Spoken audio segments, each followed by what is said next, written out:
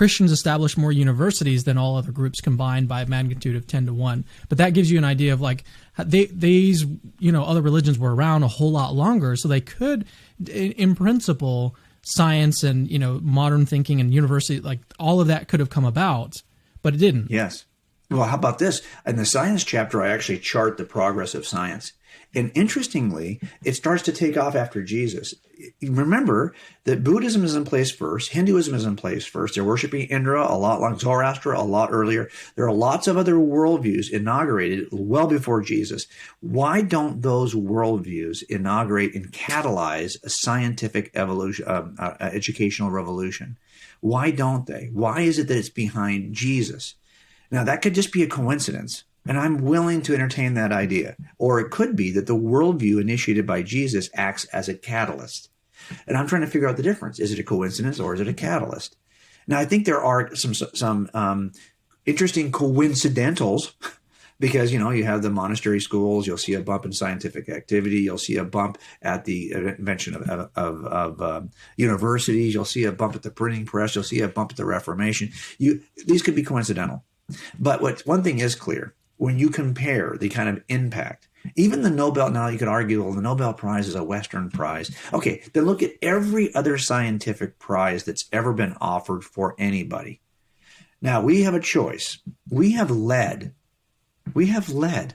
historically in education and science, but it doesn't mean we're going to continue.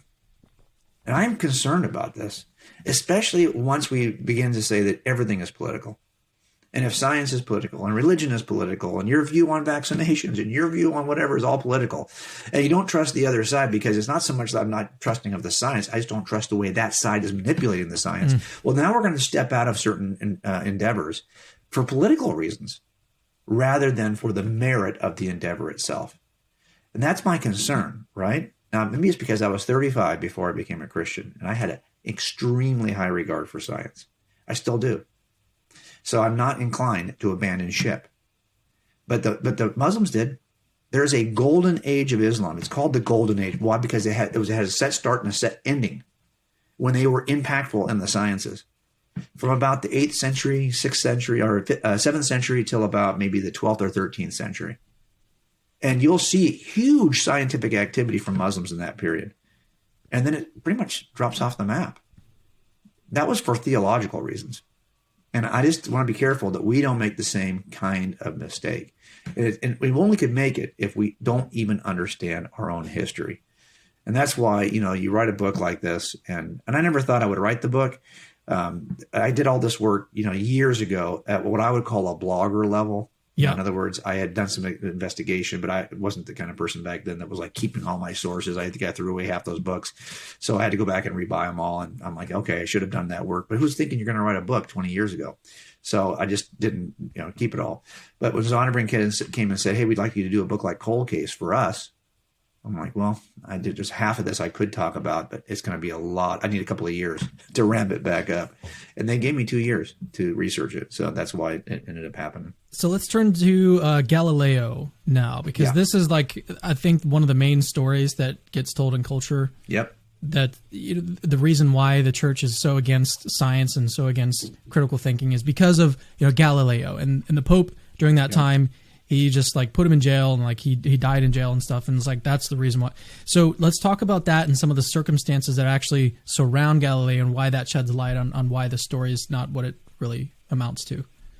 Yeah, most of my conversations about this are indebted to Richard Howe at Southern Evangelical Seminary, because Richard and I are good friends, and he geeks out on these things. If you've ever been on Richard Howe, he's a crack up, right? Because he will sit and talk about things at depth for hours. He's awesome. And he's awesome, and he's very giving of his time, so he's just awesome all the way around. But what was interesting about I kind of had the same, that thumbnail you just gave of Galileo was perfect, because I think that's the thumbnail all of us have in our head, right? Yeah. He's going to come out and he's going to argue that the solar system is heliocentric rather than geocentric, that it doesn't revolve around the Earth, the sun doesn't revolve, that the Earth's revolving around the sun. And sure enough, Pope Urban VIII ends up spanking this guy and throwing him in jail for the rest of his life, because all these Christians are anti-science and they wanted to stifle this view of the cosmos. Okay, well, okay, first of all, he was under house arrest, very nice house arrest. His conditions for arrest were, we can call it an arrest but really it's not as we think about it. Urban the Eighth and Galileo at one time were very cordial toward each other. There were others prior to Galileo, like Tycho Brahe and Copernicus, who had argued for a heliocentric solar system and had no problem with the Pope. Galileo does that. Now, the Pope is actually willing for Galileo to publish his findings as long as he published them as a theory, like all the other scientific theories. Remember, Pope Urban VIII is not anti-science. He's actually agreeing with the science of the time, which from Aristotle to Ptolemy had been about a geocentric solar system. So he's just agreeing with that science. Now here comes a new understanding of the solar system. And this is not so much that Galileo is butting heads with religious people. It's that Galileo starts by butting heads with other scientific thinkers, natural philosophers who disagreed with him.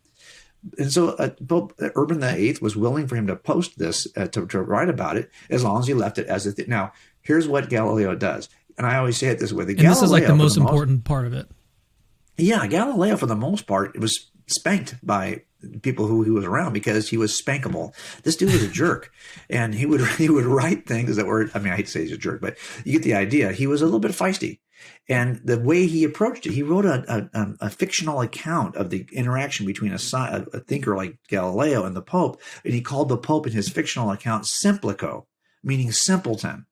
Well, eventually, you stick your thumb in the eye of the Pope enough times, he's going to stick his thumb in your eye. And that's what happens here.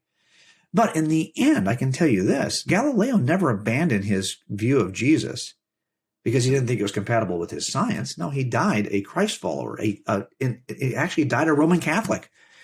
He did not abandon his Roman Catholicism nor his belief in Jesus because he saw no distinction, no rub that was preventative between embracing both truths.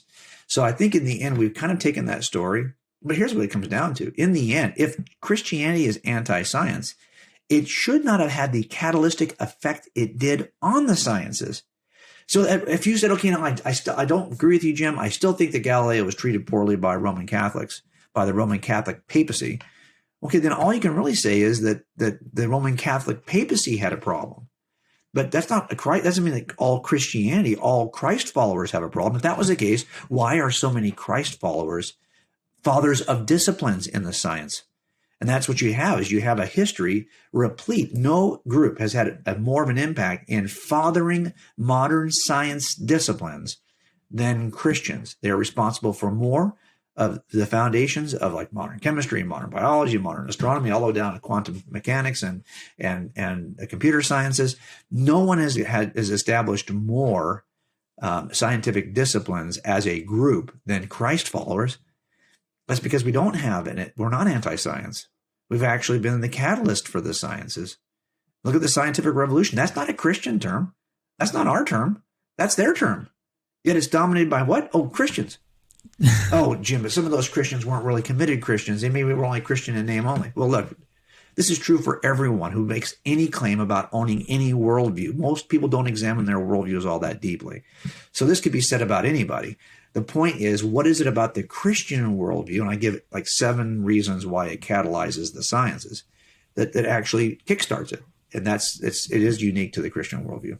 I've got another quote here, and you didn't mention this, so that's why I'm bringing it up. You say, by comparison, years earlier, Tycho Brahe, is that how you say that? Mm-hmm. And Copernicus I think it's Tycho Brahe. Yeah. Brahe. Go ahead. Yeah, well, you basically mentioned these two guys who proposed the heliocentric model before Galileo, and you say, but neither suffered the same fate as the obstinate and evocative Galileo. And you say, any apparent conflict between Roman Catholic leadership and Galileo, therefore, does little to prove that Christianity was or is hostile to science. And here's the last quote. It proves only that these two men, Galileo and that Pope, had a complex relationship and that the timing of history did not happen to favor Galileo's proposal. That's right. That's exactly right. And so a lot of it, though, is how you sell an idea. I mean, you know that the entire historical view of the solar system had been in one direction. And you're going to come in and make a claim that's contrary. So then the question becomes, well, how do I make this claim in a way that's persuasive rather than obstinate? And a lot of us, are so prideful that we're like, no, we're right. You're wrong. Yeah. And so we come in and that's our view. And I wish I could go back and replay those conversations, be present for the conversations to see where this thing went south, you know? But the reality of it is that the papacy had a vested interest in the lunar calendar, right, for Easter. It had a vested interest in astronomy. It wanted to get it right. It had a vested interest in natural sciences. The natural philosophies were taught to the Middle Ages, or not the dark, I don't want to say the Dark Ages, but during the Middle Ages, more people learned about science from universities established by Christ followers.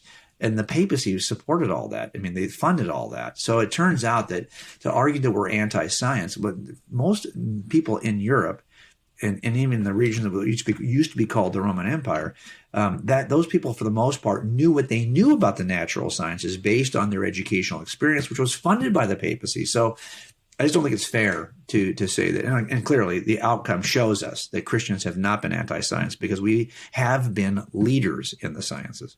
So I want to get to two objections now, okay? And I want to see how you handle them. One of them you already mentioned earlier, okay? It was like the coincidence objection. So science arose in a Christian context, but it was bound to arise eventually. What is your response to that? Yeah, I think it was bound to arise eventually. I think there was a box of human creativity, of human ingenuity, of human rationality, that someone had to open that lid. But here's the thing: it's the Christian worldview that opened the lid. Now, you could argue that maybe we could have gotten to those aspects, that if there's a God, that he is distinct from his creation. If there's a God, there's one orderly, rational God. If there is, and by the way, this helps us to ground even our own rational thinking. If there is no God, why would we think that where we land right now through an evolutionary process has brought us to a place rationally where we could actually make true declarations or true observations or true inferences? We'd have to argue, well, no, this is as good as we can do as the point of it. But if we're created in the image of a rational God, well, then we can have some confidence that we have the rational ability to discern our environment. There are lots of aspects of the Christian worldview that open up the box from which, and this is why it's always a cumulative case. So I would never argue, well, this is just one thing. No. Well, hasn't history demonstrated that is it a coincidence then that Christians are the most active in this space? Is it a coincidence? I mean, one coincidence, you can run off to coincidence. But when you start to see the bumps in activity related to another coincidence and another coincidence, but if this was a case, you would say, dude, why isn't this guy in jail? You're going to call all these things coincidences? When we get in front of a jury, we're going to say, they want you to believe that all of these things are coincidences and that he is not responsible for this murder. You see what I'm saying? The cumulative cases actually have some power in that they can inoculate you from a one errant inference. If I only have one thing, I could be wrong about how I'm inferring that one thing. But if I got 20 things that point to the same inference, what are the odds I'm wrong in the same way 20 times? This is why cumulative cases help us to make proper inferences. And I think this is just one of those cumulative cases, both within the sciences, within education, and then when you add art, literature, education, world religions, and science, this is a large cumulative case. And that's why I think, this is why I've never been a guy. All my cases in front of a jury have been cumulative. And I always make an effort to show that visually so they can go, yeah, what are the odds that's a coincidence? That doesn't seem reasonable. So I've had cases, by the way, where there's no body, no confession, and we convict this guy, and everyone's like, nah. And then sure enough, he eventually confesses, either before a parole board or at sentencing. At some point, he does confess, and he gives us the location of the body.